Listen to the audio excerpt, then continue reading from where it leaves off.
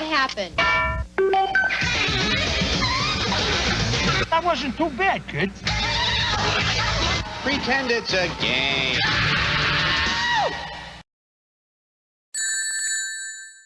Hello and welcome to the latest episode of Growing Up Gaming. I'm Greg Stewart. I've been talking about the different consoles that I owned when I was a kid and what influence they had on me and sort of how they affected me as a gamer growing up. And now we've reached the point where it's time to talk about the Sega CD.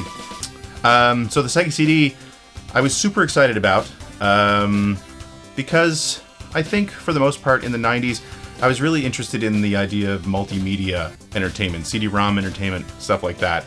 And I didn't really have access to a PC outside of being in school, where we had one computer that had a CD-ROM drive. It was one of those ones that the CDs would actually go in like a cartridge, and then you'd slide the whole thing into the CD-ROM drive. But I also had a friend, a family friend, who they had just bought a computer with a CD-ROM drive. So I'd had a bit of a taste of what CDs and optical media, like just mass storage, were going to offer gaming. They had King's Quest V, I think was the one that was more well known for, I think it's Super VGA graphics. It was on CD. So anyway, as I'd mentioned previously in the Genesis episode, I was interested in CD-ROM add-ons for home consoles. I'd had a bit of a taste of it as well going to Radio Shack and seeing the TurboGrafx 16 CD-ROM drive on display, usually playing Eastbook 1 and 2. I was a big anime fan at the time, and you would always see those really big anime faces popping up on the screen. I didn't really get to hear the Red Book audio too much on that demo because I don't know that the sound was actually playing loud enough to be able to hear that stuff. But I still remember thinking that looked really cool. And so when I made the decision to buy a Genesis, one of the reasons was because Sega had already, different magazines had already covered sort of the prototype, the sketches of what the Mega CD was going to look like. And I think there were some specs out there at the time, whereas Nintendo, I think they were much less committal, which made sense because they were more interested in selling their Super Nintendo and the upcoming Super Nintendo at that point. And then I kind of, as time went on, I was kind of happy because that's when Nintendo got into the whole, like, is it Sony, is it Philips, we're with them, we're not with them, it's a PlayStation, it's not a PlayStation, all that sort of thing. So anyway, I was all in on the Mega CD, and I was super excited about it. And so I ended up saving my money for that one. And when the time came,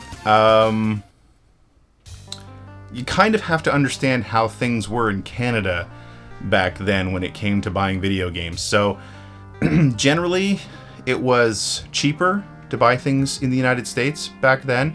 The exchange rate between the Canadian and American dollar made a big difference, and the taxes were much lower. I think they still are, actually. Taxes were much lower. So I figured that probably the best way to do it after I'd saved my money was to get the system in the US. And at that point, my aunt happened to be going on a vacation down in Florida. So I gave her my money and asked her to buy me this Sega CD. And I forget how long she was gone for, but she ended up shipping it back up to me. So I remember being just crazy excited for it finally to arrive. And it kind of sucked because I thought because the fact that she shipped it, I would get it before she got home. But that's not how it happened at all. She was already home by the time it showed up. But either way, it showed up one day, super excited, ripped open the box, and marveled at the design of the thing. I thought it was like really futuristic looking because it didn't have any physical buttons on it. It had a panel for like access and all that sort of thing and read, but just lights that lit up. And a whole bunch of shields, metal shields and stuff you had to connect to your Genesis, but I didn't care. I was super excited. So I popped off the little access point on the Genesis, put all the shields on and the little, with the little tabs to slide things in, put it all together, plugged it all in, so my 2 wall warts at that point, and turned it on, and nothing happened. So completely completely crestfallen. And of course, because it has no physical buttons, who knows what was wrong with the thing. So I think I plugged it in and unplugged it multiple times, and just, yeah, desperate to try to get the thing working. The Genesis worked. The light came on, cartridges would run, but when you turned it on without a cartridge, which is how you accessed the Sega CD, was turning on your Genesis without a cartridge, nothing would happen.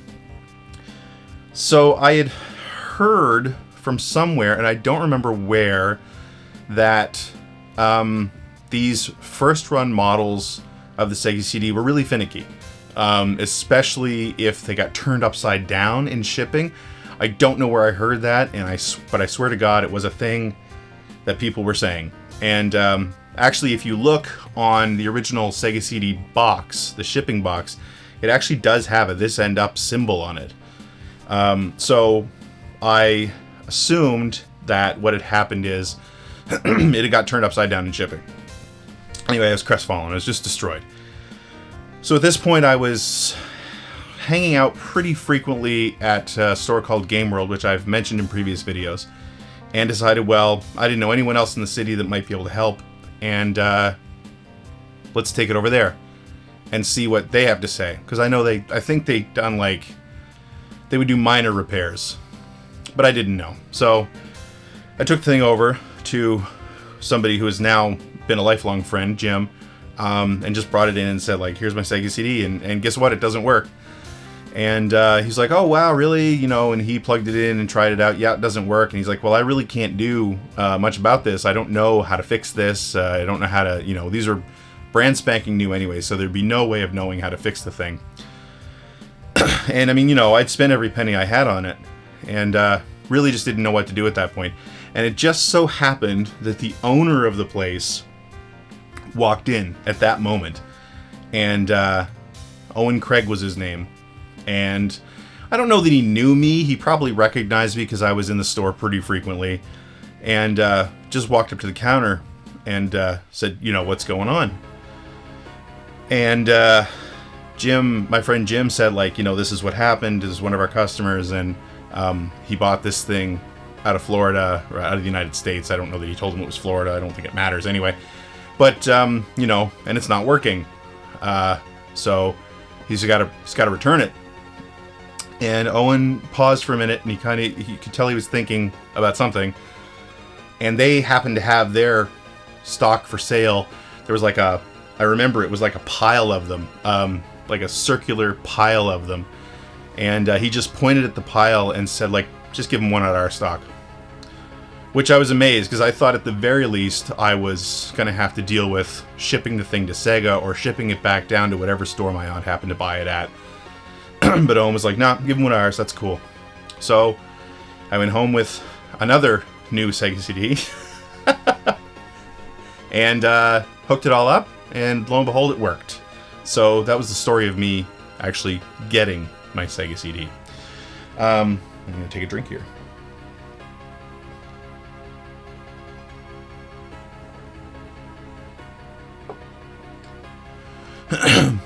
So, first impressions of the thing. First of all, turning it on for the first time was amazing, because back then, scaling and rotation was everything. It sounds so stupid to say that now, but it really was. Nintendo was trading on Mode 7, which was their scaling and rotation mode.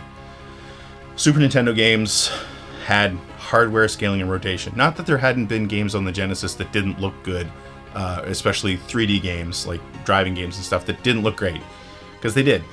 But that was kind of like the thing. It's like, especially if you were in a System Wars conversation or something, it was all about, the Super Nintendo, on top of the extra colors, it's got scaling and rotation. Genesis doesn't.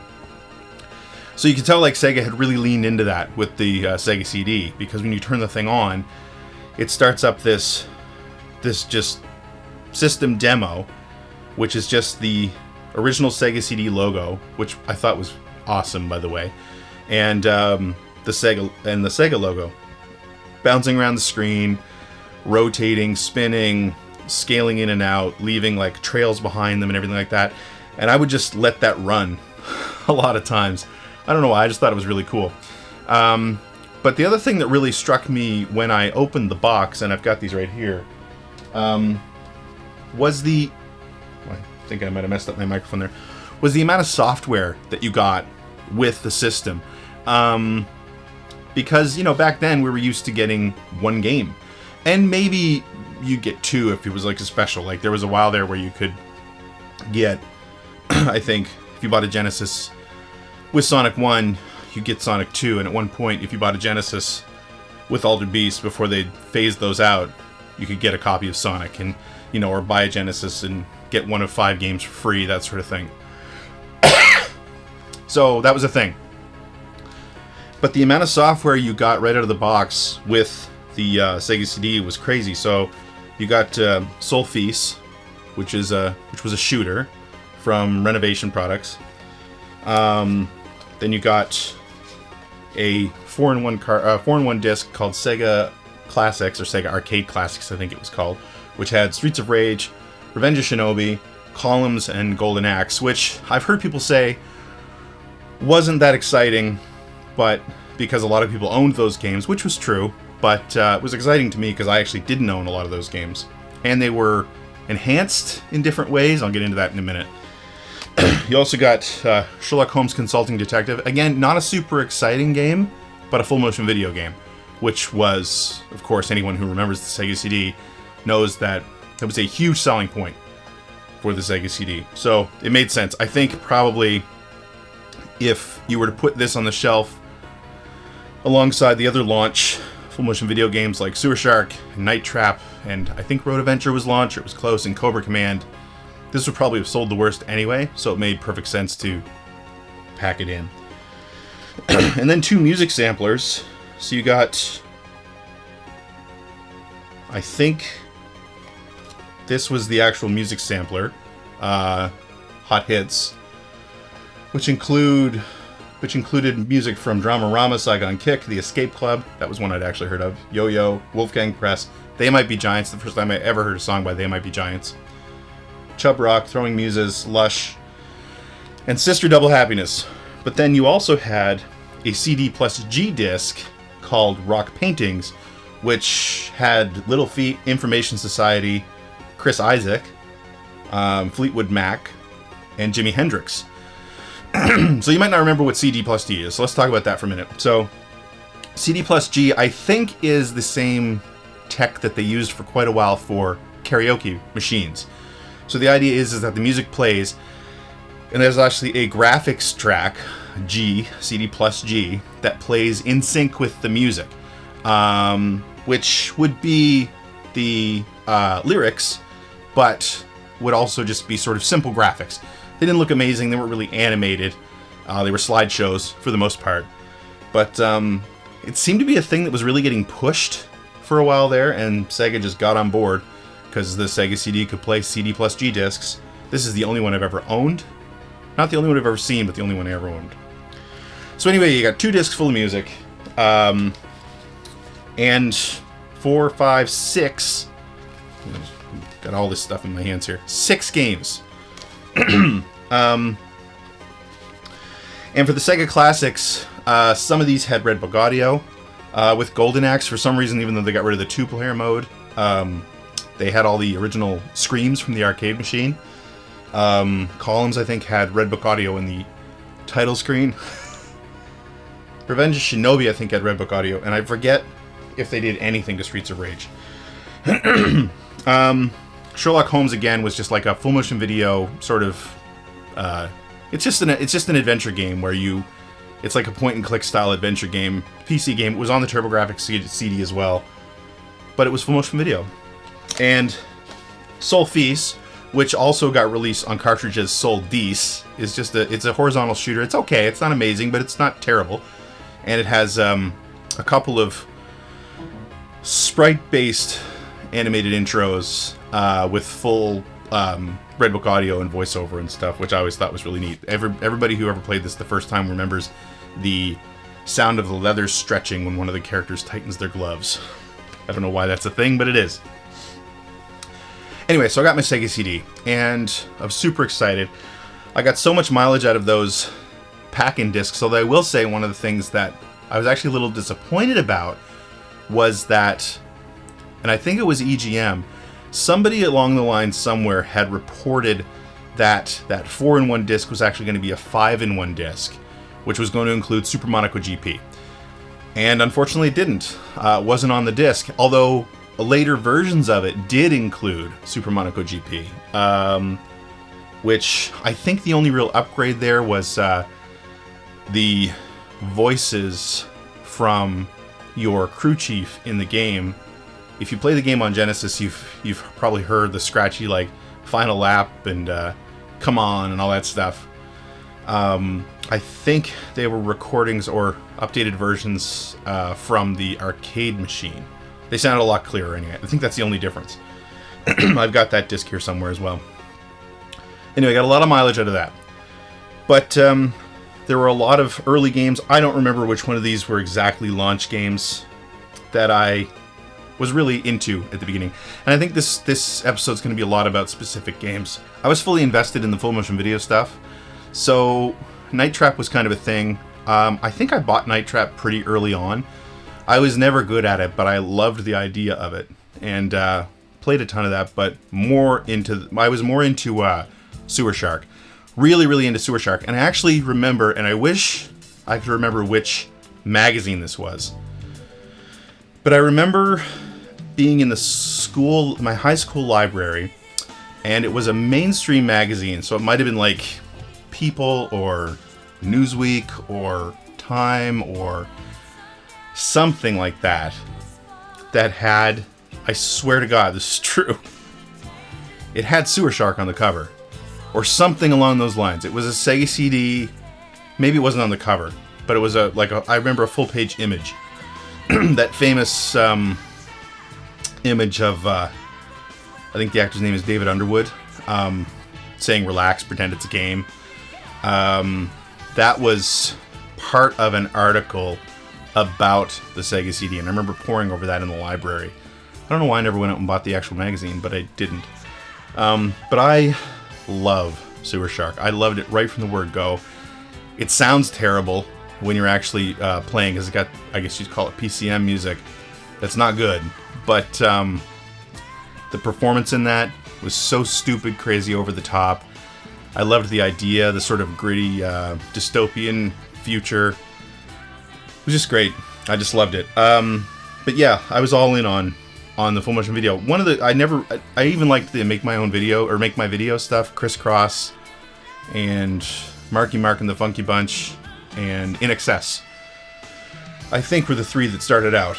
I didn't play them much because they weren't very good games, but I just thought it was magic. Like, for me, full motion video, like now as I'm older and it's all just data. And so it's all about, being able to store a lot of data and stream a lot of data. But back then it didn't register, weirdly enough, that's what was going on. And so I was just so struck by, again, it felt like it was magic when I was playing this stuff back in the day. And then, and again, also having been exposed to Dragon's Lair in the arcades, I don't know why it felt like magic, but it just did. But then probably the biggest one for me in the early, I'm talking launch games, kind of like the games that were in cardboard boxes, as far as full motion video goes, was not Cobra Command. I didn't really like Cobra Command, but I loved Road Avenger, and I still love Road Avenger to this day. And come to find out years later, of course, that the version of Road Avenger that we got on the Sega CD was actually modified. It doesn't play exactly like the arcade game did. It's close. And that great theme song was a Sega CD / Wolf Team concoction. It wasn't something you heard in the arcade mode. And the way I even found that out, because I never played it in the arcade, I never saw it in the arcade, was importing the Saturn version of the game that has the original arcade intro years later. But Road Avenger was definitely a showpiece. That was one of the games that if I had friends come over and check out the system, I'd show them Road Avenger, along with Night Trap. Anything full motion video, because everyone was impressed by that.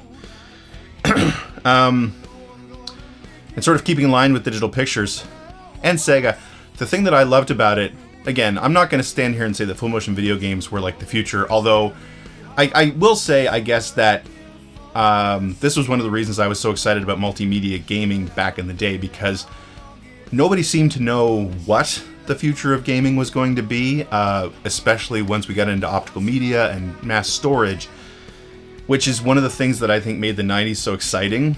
I mean, you know, looking back on it now, it's easy to say, like, the 3DO was doomed from the start, and the CDI was doomed from the start, and full motion video games were not the future. They were actually the past, really, when you think about it. But at the time, it just felt like we were on the cutting edge, and it felt so experimental because, again, nobody really knew what to do with it, and so many different companies were doing so many different things. And like, if you just stop and think about just the full motion video aspect of it, it was so cool to go from pretty simple stuff like Sherlock Holmes and Night Trap and Sewer Shark. Again, come to find out years later that those were actually very old games that had been made for the Nemo VHS system from Hasbro, to like being the launching pad for Sega especially, but also Digital Pictures, to do bigger budget stuff. It all still looked very B-movie, right? But it was super creative. They had studios. Sega especially had actually created a studio for this stuff. And so when you got down the road, you're getting stuff like Double Switch, which is basically Night Trap all over again, but with a little bit more star power, and much better video. You've got like Tomcat Alley, which again, like, I think it was full screen video at that time. It wasn't postage stamps size anymore. Prize Fighter, like, another wonderful example. Digital Pictures was really trying to make full motion video games that weren't just one clip after another and press a button and go this way or that way. For better or worse, like, I think Prize Fighter doesn't really work all that great as a game, but I love the artistry of it. So Prize Fighter was a boxing game, all presented in black and white, and you just had like on-screen, it was all first person, and you had sort of on-screen indications of your fists. And it would just run clip after clip of the fighters that you were fighting against, and I loved how it worked because they would just come into the camera at various points to cover it, basically, and then each clip started with them backing out from that. So it's like they were closing in or cinching up, and then they were being pushed back by the referee, or they were pushing back themselves, and it would just sort of run a random clip that way. And they were, you know, they would punch, so you'd have to bring up your fists to block, or then you'd try to do a hook or an uppercut or a jab or whatever. And if you did it at the right time, at its core, it was still just a full motion video game. You did it at the right time, you would land a punch, and etc., etc. But the thing that struck me about that was more interesting than some of the other games in that style was that it was all presented in black and white, and it was done, the fights were done by the same choreographer who did Raging Bull, the Martin Scorsese film, which I always thought was really neat. It just felt like, hey, like, this is becoming legit, right? And then there were just sort of shooting gallery games as well, which made sense. I mean, American Laser Games was doing that with full motion video for quite a while in the arcade. It made sense that Digital Pictures and Sega were doing the same thing. There's been some fun stuff in there. Corpse Killer, I think, was probably my favorite, and Ground Zero Texas was very close there as well. So, all in all, yeah, it was really neat to see how full motion video was being used, but that wasn't the only way it was being used, because then you look at something like Sylphied, which was a into-the-screen 3D shooter from Game Arts, which looked 3D, but really it was some form of full motion video, and maybe it was just sprite animation, I don't know, running in the background while you were playing a very rudimentary 3/4 perspective into the screen shooter over top of it. But it was so well done, and I really don't know, I'd probably have to go back and check if it was full motion video or something else that was going on back there, but it was non-interactive for the most part. And I think it was the color palette. I think they just had a perfect color palette to make the thing look almost like the Genesis and the Sega CD were pushing a bunch of polygons, which they never were. Although it was presented that way. I don't know if Sega ever presented it that way, but I know for sure magazines did. Die Hard Game Fan being probably the biggest defender there, which doesn't surprise me because Die Hard Game Fan were huge pushers of Sega CD, which is why I was a huge fan of Die Hard Game Fan back then.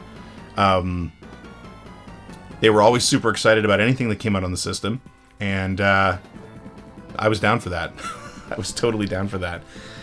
And then for, as far as other uses of full motion video go, kind of, I think mostly where we landed ultimately was full motion video intros or cutscenes.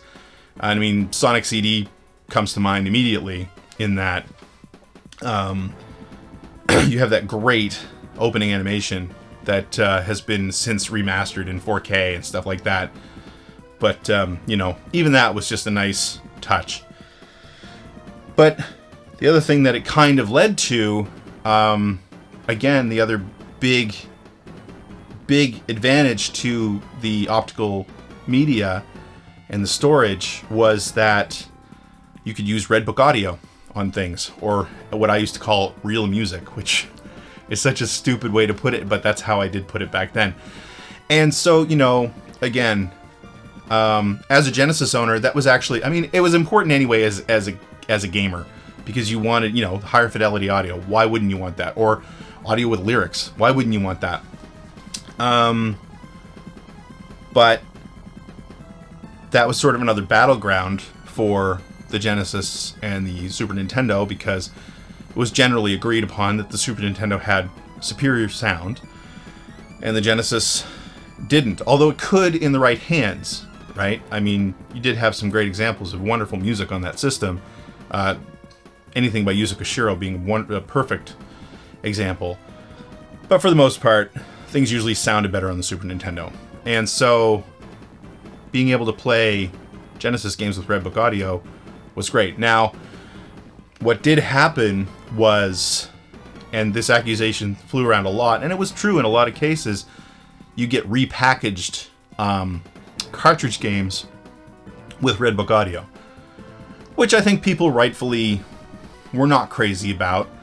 Having said that, when you look at things like Echo the Dolphin especially, and sort of the rise of Spencer Nielsen for Sega, who was composing a bunch of their stuff, the music makes the... I thought the Echo the Dolphin games were great anyway, but the music makes them that much better. The music is just gorgeous, and not something you could hope to replicate on a Genesis cartridge back then. I remember, actually, when I first started at Electronic Gaming Monthly years later, where I was the previews editor, part of my job was to call in to my different PR contacts every month. And I remember even then, and this was the early 2000s, calling in to Sega, and if you were on hold, they were still playing the Echo the Dolphin soundtrack on a loop on their hold system at that point, which always made me smile. Every time I called in, it's like, oh, I get to sit here and enjoy this music for a little while waiting for whoever it was I was waiting for to talk to me on the phone. But anyway, and that led to some amazing soundtracks in general. Yes, sure, a lot of them were just sort of, hey, these are just Genesis games with very few bells and whistles, but beautiful soundtracks. The Echo games definitely fell into that mold. Earthworm Jim Special Edition, although they did add a bunch of levels to that. Robo Alesta, to me, one of the best soundtracks on the system. You could take that soundtrack out and probably release that game on the cartridge, no problem. Although there was a little bit of scaling and rotation in that game. It goes on, for sure. Another great example of a game being made so much better, even if you take out the driving scenes, but being made so much better with the Red Book audio soundtrack, is Batman Returns. Again, another Spencer Nielsen game, or another Spencer Nielsen soundtrack, I should say. But, a wonderful soundtrack, and made a kind of a mediocre game more fun to play. I do want to talk about that game for a while, because that was a game that I actually was never going to play. I remember going in and looking for a game to buy at Game World, and my friend Jim pointing at Batman Returns and suggesting you should play this, you should buy this. And me saying like, I don't want to buy that because I think it's just the cartridge game, and the cartridge game sucked. I had rented it because I was a big Batman. Who wasn't a big Batman fan in the early 90s? And I had rented the cartridge game and played maybe a couple levels, and hated it. Just absolutely hated it, as did most people. And he's like, no, you gotta play this. Actually, there were two bits of advice he gave, which was you're gonna love the driving sections. You're going to love the soundtrack. And the reason you don't like the side-scrolling levels is because you're not playing them right. And I was like, huh? And so, like, when I play games, I'm anything that has, like, special weapons, or with RPGs and magic points, I'm the same way. I hoard this stuff. I better save every potion I have. I don't want to use anything because I might need it later. And so with Batman, I remember I'd played it just using kicks and punches, and that is not the way that they want you to play that game. It's all about using the special weapons and managing your resources, and when you play it from that perspective, it becomes much better. And so I did buy that, and again, amazing driving levels aside, I actually did enjoy the whole game. The soundtrack didn't hurt, but I got it to the point where I think I could beat that game in an hour and 2 minutes. I knew from the moment I pressed start to rolling credits, playing the full game, so the original cartridge game plus the driving levels, I'd be done in an hour and 2 minutes. But the driving levels, oh my god. Talking about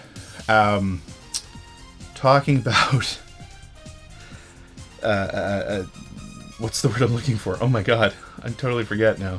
Showpieces. Talking about showpieces for a system.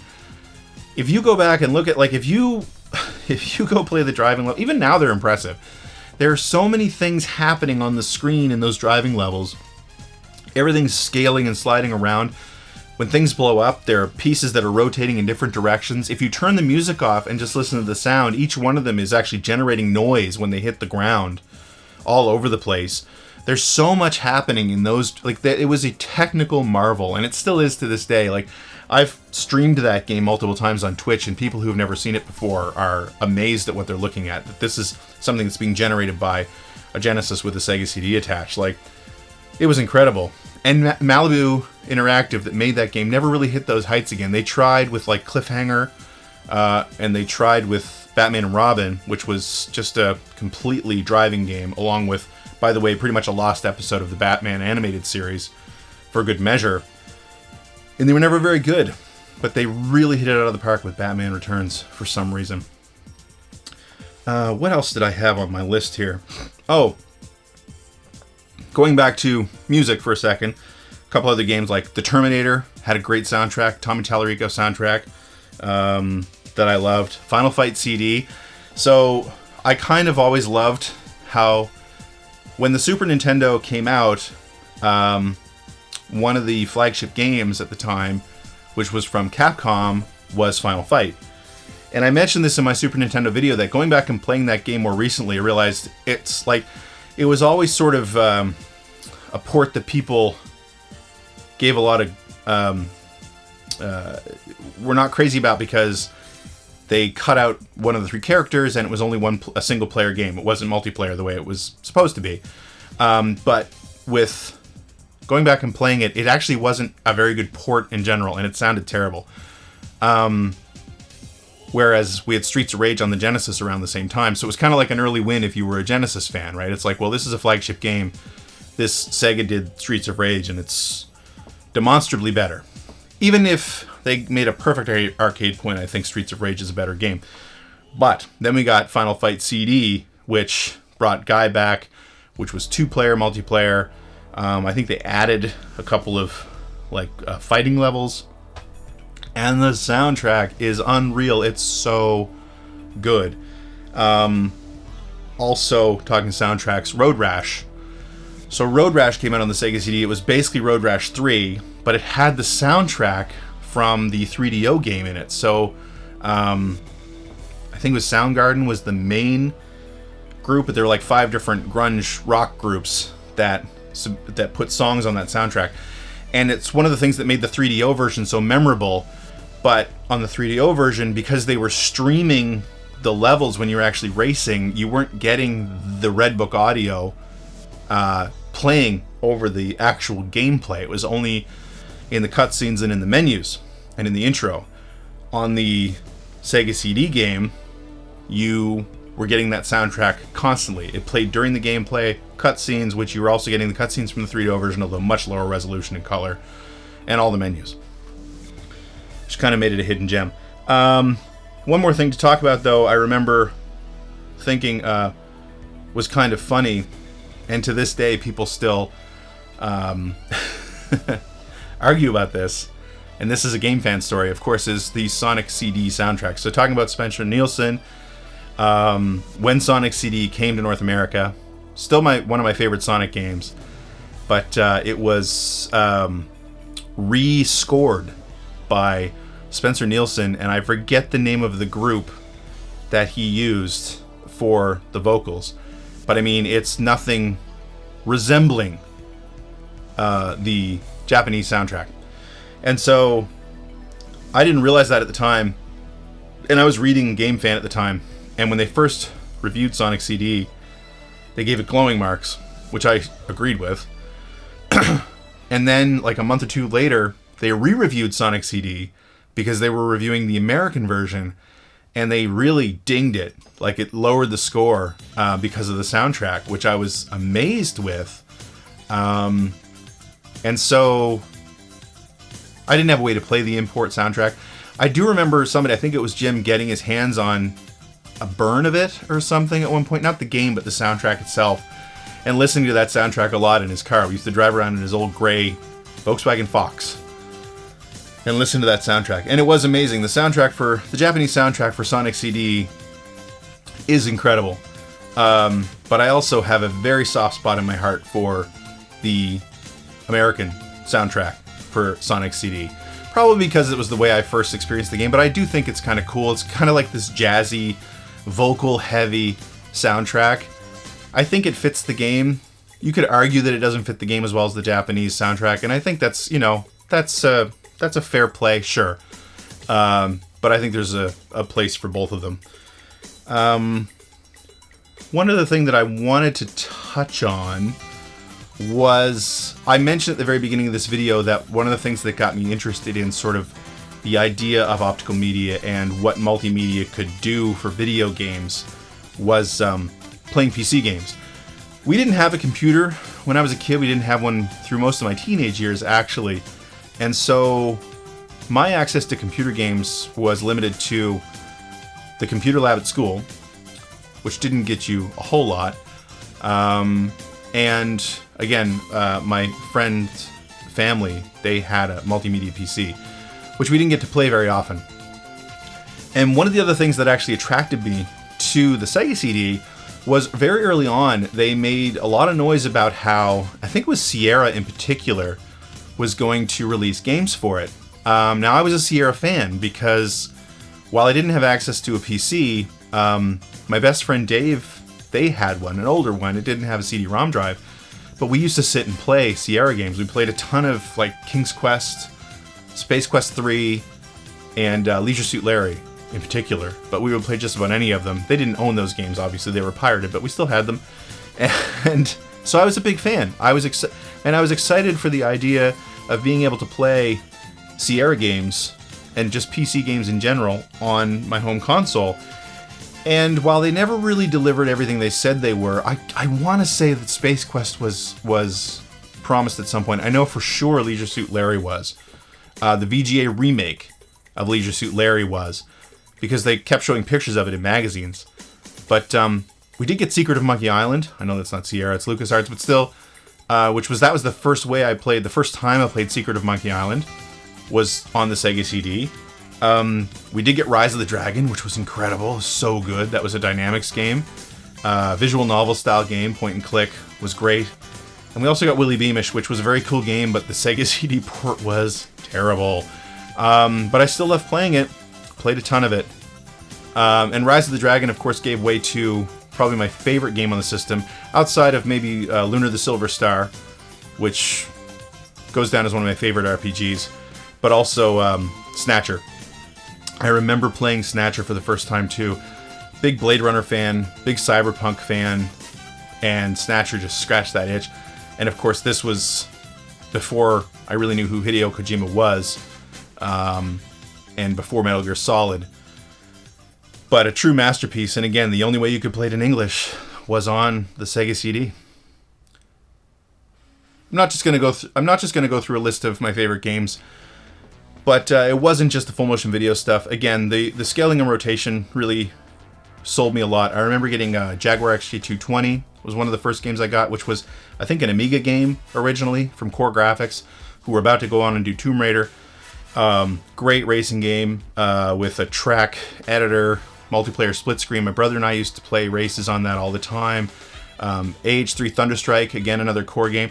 Core was actually, I think it's a publisher and developer that people don't remember enough of on the Sega CD. They were 100% behind the Sega CD, it seemed. And they produced some of the most graphically impressive games for that console, for sure. They took advantage of the hardware like crazy, which was I find UK studios always were really good at that sort of thing, but Core was really killing it on the Sega CD. Just a couple more memories before I go about the Sega CD. When it came out, I was in high school, and there was a girl that I was absolutely in love with, who we used to hang around a lot, we used to talk a lot. She loved video games, so you could see one of the reasons why I was crazy about her. And but she had very strict parents. She wasn't allowed to come down. She wasn't allowed to go to a boy's house. So I remember one of the things that I did with the Sega CD in particular, because she was super interested in it, because I would talk about that all the time, was I actually put together a VHS tape of various games and of that scaling and rotating intro, which I'm pretty sure my dad kept for some reason. I did get it back from her at some point, and I remember when my dad passed away, he left a bunch of videotapes because he was still a VHS guy. We have a decently working VHS/DVD player in the house because he refused to give up his VHS tapes, and he bought one a few years before he passed away. And anyway, I went through a bunch of his old tapes, and of course my dad was not a video game guy, but he was a racing guy, so there's a bunch of old racing footage on all of these tapes. But I did come across this videotape that I made for this girl soon after he passed away, and it was a really great memory. I remember because her brothers were also really into video games as well, and so it gave them all the chance to kind of experience what the Sega CD could do. They were Super Nintendo kids. But yeah, it's just a really happy memory about it.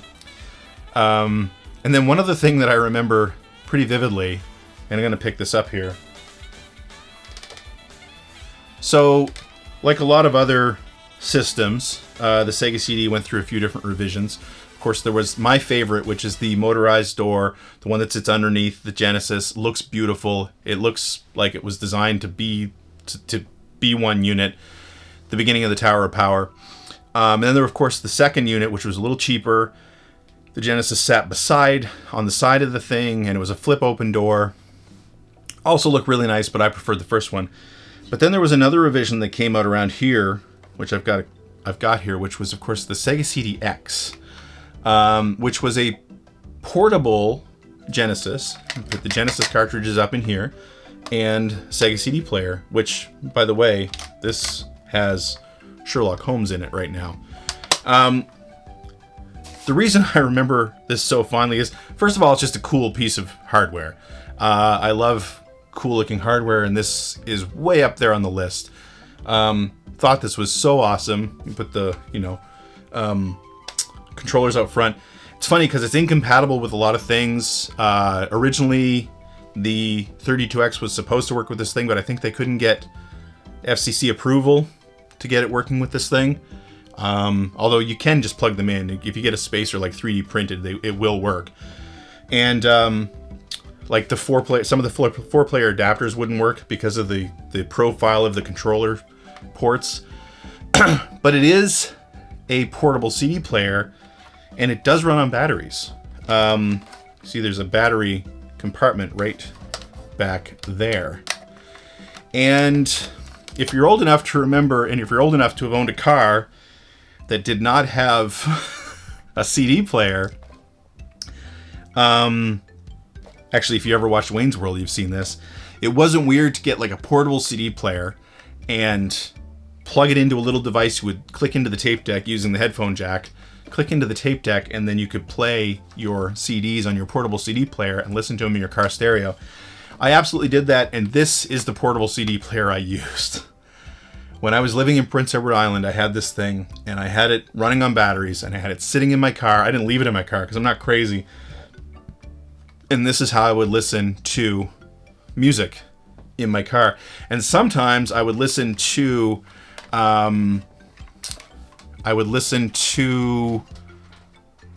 video game soundtracks, because a lot of the Red Book audio would actually play on a regular CD player once you get past the first track. There's a couple of the memories that are coming to mind as I'm standing here. A couple of games that I bought that I'd say probably, I never dealt a lot with buyer's remorse with video games sort of throughout my life. But with the Sega CD, I did twice. The first one was Vi, the game Vi. So Vi was a role-playing game that was released by Working Designs in North America. And this was post-Lunar. I think it might have been post-Popful Mail. All I knew is because the Sega CD for me was where I was introduced to Working Designs. And Working Designs was super important if you were an RPG fan back then, because they were releasing English translations of games that you probably weren't going to get otherwise. And of course, the main one being Lunar. Absolutely fell in love with that game. So I was to the point where it's like, well, if it's Working Designs, I got to buy it. The problem is, and this goes back to what I was talking about with how things were in Canada at the time, they were very niche games. Sega CD was niche on its own. You didn't see a lot of Sega CD games. We didn't have Toys R Us. You didn't see a lot of Sega CD games at like Zellers or Sears or anything like that. And if you did, you weren't going to see really extra niche ones like Vi for the Sega CD. So the only copy I could find in the city was actually back at Game World, the same place. And they had one copy. And I decided I was going to buy it. And it was after tax came to $130 Canadian. And I remember getting that home and playing it for a few hours and thinking like, oh my God, I've made a huge mistake. $130 for this garbage. What in the world was I thinking? But it was still better than when I bought Time Gal. Time Gal, again, another full motion video game, another arcade game. That I purchased, and I had to wait for my father to come pick me up that day. So I asked Jim again, I think was at the counter. They had a demo unit running, Sega CD demo unit. I said, hey, could I play this, right? While I'm waiting for my dad. Yeah, sure, no problem. So I opened it up, put it in the system, and played it, and rolled credits on the thing. I don't know how long it takes to beat that game. 10 minutes? 15 minutes? Now, I think the levels are randomized and the motions are randomized, but either way, I rolled credits just about the time my father rolled up. So I was like, well, this is great. I can't return it because I've opened it. And ended up wasting my money on a game that I finished before I even left the store. The only time that's ever happened. So, a little bit of buyer's remorse on a couple of those moments. Anyway, I'm going to wrap this up. So, let's talk about the importance of this system. The importance of this system, for me, I loved the Sega CD. One of my favorite systems of all time. Because of how experimental it was. Not everything on it was AAA. Not everything on it was great. There was definitely a lot of throwaway full motion video fodder on there. There was a lot of cartridge games that were just repackaged and re-released with Red Book audio. But there was a lot of great stuff on there. And actually, I feel it's another one of those situations as I get older and as the retro community grows, I feel like it's another library that a lot of people who never even gave it a chance have begun to discover. Because for every... assuming you don't like stuff like Night Trap and Sewer Shark, which I happen to love, but for every Night Trap and Sewer Shark There's like a Lunar, or a Popful Mail, or a KO Flying Squadron, or Panic, or, I mean, the list just goes on and on. Any of the working design stuff, Sonic CD, Soulstar. I'm just looking at my games here. Rise of the Dragon, Road Rash, Robo Lesta. Power Rangers was a great full motion video game. I think that was actually the last of sort of the push left and right, press a button, like Simon Says full motion video games, on one of the last ones on the system, and it was one of the most exciting, and it was one of the best designed, and it was a real shame that we were kind of past that point. Check it out sometime. Power Rangers. NHL 94, the version of NHL that I played the most of was the Sega CD game. Anyway, the list goes on and on. My point being that it is a really robust library. It's a really small library. There's a lot of things to love in it. There's a lot of stuff I loved in it. What did it do for my love of video games and maybe me getting into the industry? I don't know how much it did for me getting into the industry, but it confirmed my sort of burgeoning love of multimedia gaming. I felt like I was justified in feeling that way, and justified in being excited about that stuff, because it was exciting. It was so experimental, and it was the beginning of, to me, like, for the 90s are my favorite era in gaming, and for the first part of the 90s, one of the reasons I loved it was because the two main systems, actually the three, I'll throw the TurboGrafx in there as well, had so much personality. They, you knew if you were playing a Genesis game, or a Super Nintendo game, or a TurboGrafx game, and you could feel it, and even if they were the same games like Shadowrun, or Batman, or Alien 3, or any of those games that were cross-platform, a lot of the times they were different. Teenage Mutant Ninja Turtles, another good example. Not always different for good reasons, but a lot of times they were built, especially as the Genesis got more popular and started to be as important as the Super Nintendo in North America, that market. They were not just dumbed down ports, they were built for those particular systems. Konami is a great example of that, where, you had a Castlevania that was specifically for the Genesis, and you had a Contra that was specifically for the Genesis, and Rocket Knight Adventures and stuff like that. That was the thing I loved about the 90s video games in the beginning of the decade. But the Sega CD was the beginning of the experimental stuff that I loved in the 90s as a gamer. Again,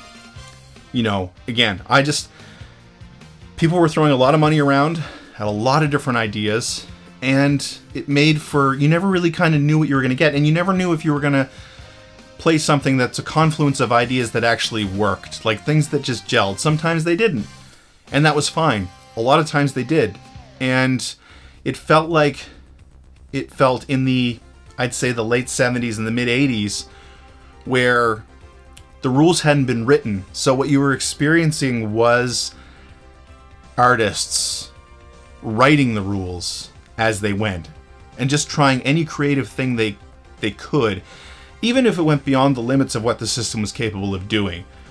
The full motion video stuff, seeing them just throw money at it and throw new ideas at it and try something different, and digital pictures in Sega were at the forefront of that. Or even the sprite style animation, you get full screen animations for stuff like KO Flying Squadron and the Lunar games, like throwing stuff at that. Digital novels, we were starting to get digital novels here with Cobra, which is called Space Adventure here, and Shining Force, Snatcher, and just beautiful Red Book audio. I mean, I never ever felt like I wasted my money on the Sega CD, and it made me excited for the rest of the decade, and it also was one of the reasons why I was so down on Nintendo when they decided to stick with cartridges, although I understood why they did it. But it made me super excited for what was going to be next. Both on the PC, multimedia on the PC, but also the 3DO and the Saturn and the PlayStation. It just felt like the sky was the limit. And it was an exciting time. And again, I don't know that it helped me get into the industry. It kept me excited about gaming, and it kept me excited about the possibilities. And it really made it feel, the size of the industry notwithstanding and the amount of money the industry was bringing in notwithstanding, and I know this is a really tired trope because the video game industry has been comparing itself to the film industry for so long, but it really made me feel like it was as legitimate and as creative or more creative than what you were seeing in television and film at the time. So that to me is the reason why it was super important. And that's why to this day I love it. Well, no, it's not the biggest collection I have because I have more, probably 360 games, but I was getting most of those for free. But the most complete collection I have, and the collection I'm most proud of in all of my game collection, is my Sega CD games. I'm pointing at them like you can see them, but they're right there. And yeah, like I said, I was super excited about recording this video because this system is so important to me. It was so formative, and it got me ready for the rest of the 90s. And I think it just increased my love of video games that much more. And it was already pretty high to begin with. So yeah, really hope you've enjoyed this. Thank you so much for watching. Please consider supporting the show on Patreon if you would like to do so. But most importantly, and this is my favorite part about these videos, please, please, please leave comments below. Did you play the Sega CD? Did you have one? Did you like it? Or did you think it was a mistake and you didn't dig the games? I mean, there are a lot of people who point to the Sega CD as the beginning of the end for Sega, which I don't think is unfair, to be honest. Did you not have one then, but then you've played one now, or you've played games on emulator, and how do you feel about that? Like, yeah, at the very least, if you are one of those people, I hope that this video has kind of helped point you in the direction of some of the games that you should try out. And again, just keep in mind that the whole idea was that it was about being creative. Yeah, so that's going to do it for this episode. Next episode, I think, we'll probably be moving on to the Saturn, which is another one of my favorite consoles of the 90s. So, thank you so much for watching. Stay safe, be kind to one another, and hope to see you again to talk about the Saturn next month. Goodbye.